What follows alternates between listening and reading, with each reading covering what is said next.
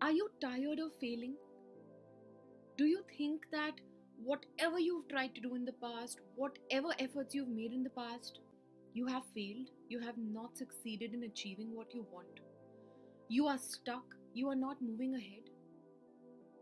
Today, let's talk about failure and what makes the difference, or what is the difference between people who fail and people who fail and then achieve. So, what makes a failure and achiever? Let's talk about that today. The first and the most important thing is your mindset. आगे बढ़ने से पहले मुझे एक बहुत famous Shahrukh Khan की movie का एक डायलॉग याद आता है कि अगर आप किसी भी चीज़ को बहुत शिद्दत से चाहते हैं तो पूरी कायनात उसे आपसे मिलाने में लग जाती है. But of course, movies are made for entertainment and not for education, so I don't blame the makers for giving us half information. तो ये half information क्यों है? क्योंकि पूरी कायनात आपको उस चीज़ से मिलाने में लग जाती है और वो चीज़ आपको नहीं मिल पाती. इसके बीच में what is the gap? ऐसा क्यों होता है? What stands between that, what you desire, and your failure? It's your mind. अक्सर ऐसा होता है कि हम जब बहुत सेटबैक्स फेस करते हैं, जब बहुत हर्डल्स, बहुत ऑब्स्टिकल्स फेस करते हैं, तो हमारा माइंडसेट एक फेलियर का माइंडसेट बन जाता है. और something that we all go through but we don't recognise, that we all go through this thing called negativity bias. कि उसके बाद हमारे जो भी डिसीजंस होते हैं, जो भी चॉइसेस होते हैं, वो उस नेगेटिविटी बायस में रूटेड होते हैं. आप जो भी देखेंगे एक नेगेटिव लेंस से देखेंगे. आप जो भी चीज़ उसके बाद चूज करेंगे, चाहे वो आपके आगे बढ़ने के लिए हो, चाहे वो आपकी ग्रोथ के लिए हो, लेकिन उसका वो जो बेस है वो फेलियर में रूटेड होगा. आप हर चीज़ में सोचेंगे कि मेरे साथ ऐसा ही होता है, मेरी जिंदगी में इतनी मुश्किलें आती ही आती हैं, मैं जो भी करूंगा या करूंगी वो पहली बार में सफल नहीं होगा. ये सब एक नेगेटिविटी बायस में रूटेड होता है. इन सब की शुरुआत आपके उस एक फेल्ड अटेम्प्ट से होती है, या एक फेलियर के एक्सपीरियंस से होती है, और उसके बाद हम आगे वैसे ही सोचने लग जाते हैं कि हमारी जिंदगी ऐसी ही चलती है, हमारे साथ ऐसा ही होता है. इसे हम नेगेटिविटी बायस बोलते हैं.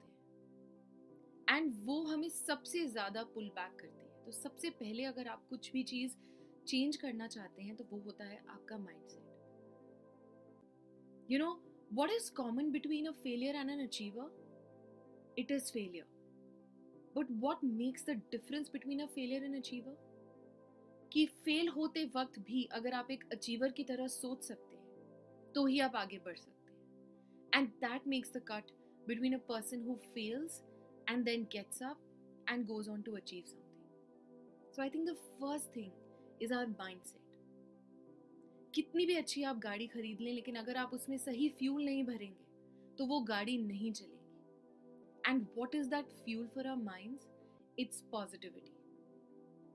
पॉजिटिविटी कोई एक फिलोसॉफिकल आइडिया नहीं है कि आपको हमेशा पॉजिटिव रहना चाहिए, या एक वो प्रेशर जो हम फील करते हैं कि हम हमेशा पॉजिटिव कैसे रहें. That becomes unnatural for us, and it becomes unnatural to that extent that we start hating the idea of staying positive and of being positive. But in reality ये कोई फिलोसॉफी या ये कोई मॉरल साइंस नहीं है, ये actual brain science है. कि अगर आप अपने ब्रेन को कुछ भी बोलेंगे, and specially the things that you tell your brain when you are stressed, the things that you tell your brain when you are sitting alone, you are the commander in chief of your brain and your brain will act as per your command. तो अगर आपने कहा कि मेरी life ऐसी ही है, मेरी life में ऐसा ही होता है, मेरी लाइफ में चीज़ें मुझे आसानी से नहीं मिलती, yes boss, your brain takes that command, and next आप जो भी करेंगे वो उस कमांड से रूटेड होगा. तो आपको भले ही ये लगे कि ये देखो जो भी मैंने किया या जो भी मैं इस वक्त कर रहा हूँ वो सब कुछ गलत हो रहा है, लेकिन वो सब कुछ गलत इसलिए हो रहा है क्योंकि मे बी आपके दिमाग के अंदर वो नेगेटिविटी बायस भर चुका है. तो सबसे पहले इस बायस को पहचानना पड़ेगा. और अगर आप ये पहचान चुके हैं कि आप एक फेलियर के माइंडसेट की तरह सोच रहे हैं, then you have to change that. So the first thing is to being aware of the present situation of your brain. Next कि हम You know, we are so used to judging a book by its cover. हम हमेशा कहते हैं कि opportunity को recognise करते आना चाहिए या हमने अपॉर्चुनिटी मिस कर दी. बट अक्सर ऐसा होता है कि जब हम फेल होते हैं और हमारे सामने अपॉर्चुनिटी आती है तो हम उसे पहचान नहीं पाते. क्यों? क्योंकि हम हमेशा एक अच्छी चीज़ को या एक वेलकम चेंज को एक अच्छी पैकेजिंग में ही एक्सपेक्ट करते हैं. हमें ये एक्सपेक्ट करते हैं कि अगर हमारी लाइफ में कुछ पॉजिटिव होना होगा तो वो पॉजिटिविटी आउटशाइन करेगी, वो हमें दिखेगी. बट अक्सर ऐसा नहीं होता. May be you know only when you're kicked out of your job or when you're fired, that is an opportunity that you need a change. Only when you break out of a very stressful, of a very emotionally, harmful relationship, that's an opportunity for a happier life. तो इस case में opportunity brings you stress, opportunity brings you negative emotions, it brings you, those hardcore emotions that you have to go through, those inner conflicts that you have to go through. So हमेशा opportunity happy moments की तरह या एक energizing माहौल को लेकर आपके पास नहीं आएगी. कभी कभी opportunity is wrapped up in very difficult times, in obstacles, in difficult emotions. But you have to identify that. Because sometimes even pain brings you happiness. You just have to identify कि वो किस तरीके का pain है जो आप go through कर रहे हैं. ये ऐसा pain है जिससे आगे बढ़ के आपको कुछ अच्छा मिलेगा, then it is worth going through, right? So don't judge a book by its cover. Don't judge opportunity by its packaging. It can come to you in any shape and size. It can come to you at any point of time in your life. You just have to be able to be in that mindset to recognize it. Next, that you just have to be, you just have to take one step at a time. Usually, जब हम कोई failure face करते हैं या setback face करते हैं तो हम इतने ज़्यादा overwhelmed हो जाते हैं that we're not able to see the bigger picture. And that is why, changing your mindset, recovering from failing is so difficult. But only if you know what goes on inside here, I think it'll become much simpler and it'll become much easier and you'll be able to enjoy that process.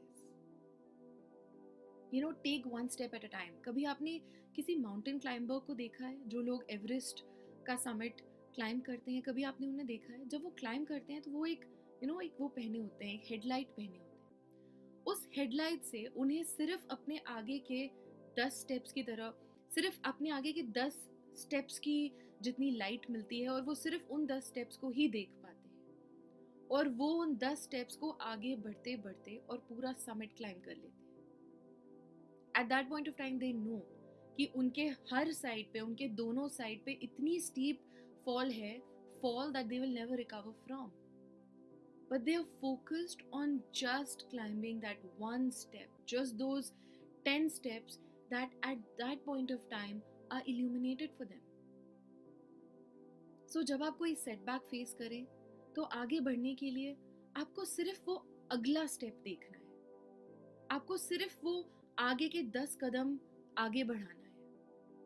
So it just takes those few steps at a time to achieve that bigger goal. And I think last but not least, if you're failing constantly, it's time to wipe your slate clean. कभी कभी हमारी छोटी छोटी habits, हमारी छोटी छोटी lifestyle में ऐसे कुछ टुकड़े होते हैं जिसे हम रिकॉग्नाइज नहीं करते, लेकिन actually that is where you require the change. Maybe your current thoughts, maybe your current ideas, maybe your current skill set, maybe your current limitations. If you think that you're constantly you're facing setbacks or you're constantly failing, it's time to wipe that slate clean, whether it is what you know about. अक्सर ऐसा होता है कि जब हम fail हो जाते हैं तो हम ये सोचते हैं कि we go through our checklist and we see कि ऐसा क्या था जो हमने मिस कर दिया, and we know everything. Where is it that we lacked? But I think sometimes it's just important to just change that checklist for yourself. Maybe you're looking at the wrong checklist. You have to make a fresh new checklist for yourself. You have to start completely afresh, and that starts with your thoughts, with what you currently are holding within yourself. So wipe your slate clean and take that plunge. अगर failure से आगे बढ़ना आसान होता तो सारे failures achievers बन जाते. But I think what differentiates a failure and an achiever is keeping your eye on the bigger picture, even when you're